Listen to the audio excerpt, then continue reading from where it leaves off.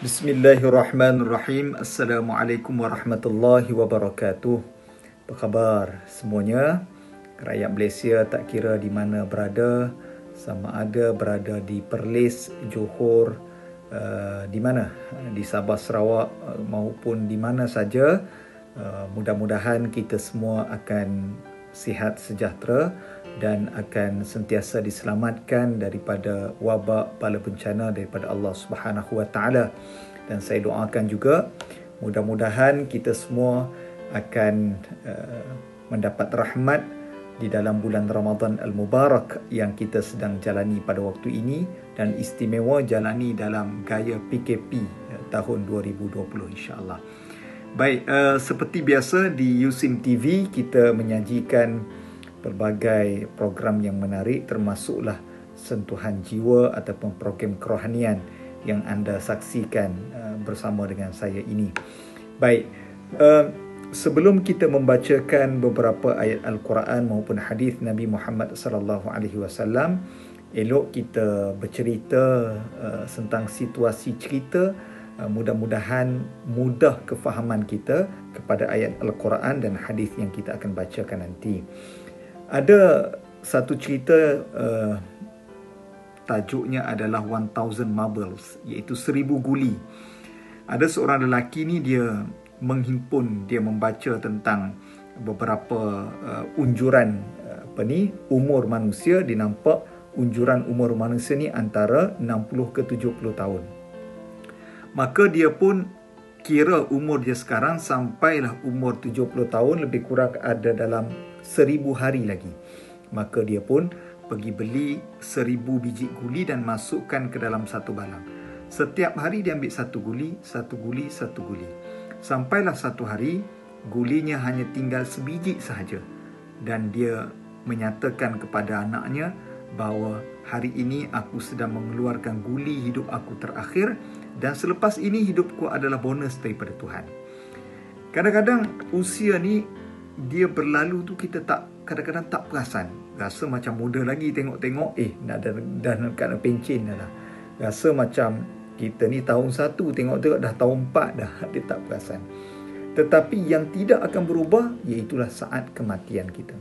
Allah Subhanahu Wa Taala sebut di dalam surah Al-A'raf ayat 34, wa likulli ummatin ajal fa idza jaa ajaluhum la yastakhiruna sa'ah wa la yastaqdimun. Dan bagi tiap-tiap umat itu ada tempoh yang ditetapkan. Maka apabila datang tempoh hayatnya, tidak dapat mereka kemudiankan walau sesaat, dan tidak dapat mereka dahulukan walau sesaat. Setiap daripada kita ini telah ditetapkan jodohnya, rezekinya dan ajal maut kita. Semuanya ada tempohnya. Dan ajal ini tidak akan dilambatkan walau sesaat dan tidak akan dipercepatkan walau sesaat. Semuanya ada waktu masing-masing. Sebab itu waktu kita nak menyambut Ramadan ni, macam-macam berita yang kita dengar. Ada yang meninggal dunia sebelum masuk bulan Ramadan. Ada tu saudara kita ataupun ayah ibu kita, adik-beradik kita yang mereka tak sempat nak masuk bulan Ramadan tetapi telah dijemput oleh Allah Subhanahu Wa Taala. Tapi kalau tanya mereka nak tak masuk bulan Ramadan, semua orang nak. Kalau boleh nak mati dalam bulan Ramadan. Tetapi Allah Taala ada waktu yang telah ditetapkan. Daripada Anas bin Malik radhiyallahu anhu, katanya Rasulullah sallallahu alaihi wasallam bersabda yang bermaksud, anak Adam akan semakin tumbuh dewasa dan semakin besar pula bersamanya dua perkara. Pertamanya cinta kepada harta, yang kedua panjang umur. Hadis riwayat Bukhari. Umur hanyalah angka, bahkan ia satu muhasabah kepada kita sejauh mana kita memanfaatkan umur kita.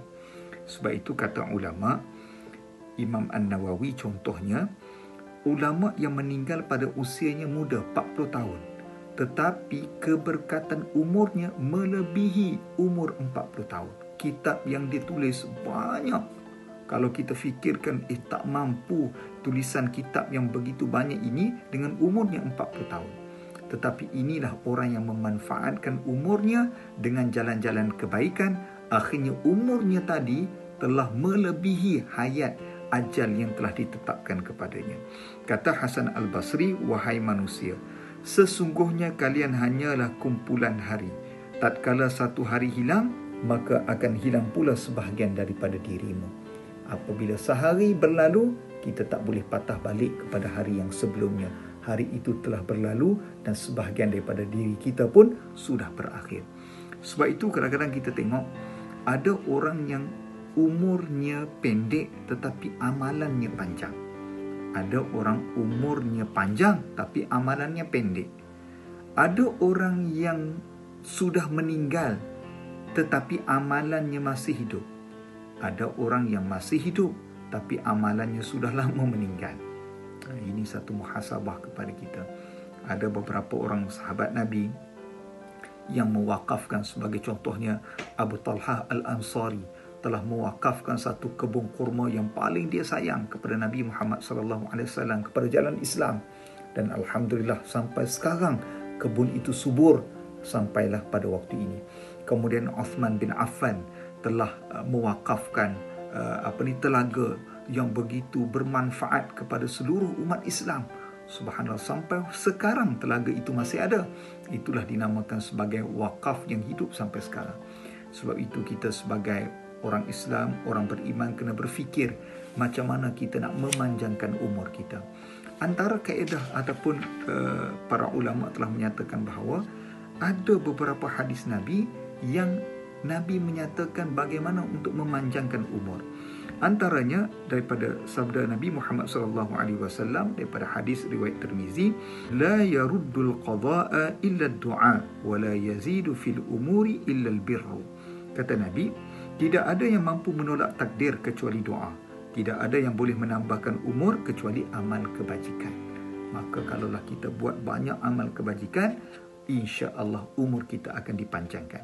Satu lagi hadis daripada riwayat Bukhari, kata Nabi Muhammad SAW yang bermaksud, sesiapa sahaja yang ingin dimudahkan rezekinya dan dipanjangkan umurnya, maka hendaklah dia memanjangkan silaturrahim. Buat baik pada orang, hubungkan silaturrahim.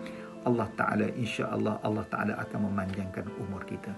Jadi mudah-mudahan ada manfaat daripada hadis dan juga ayat Quran yang kita bacakan tadi. Moga ia memberi manfaat kepada kita. Teruskan beribadah dalam bulan Ramadan. Moga-moga kita akan mendapat malam Lailatul Qadar. Jumpa lagi. Assalamualaikum warahmatullahi wabarakatuh.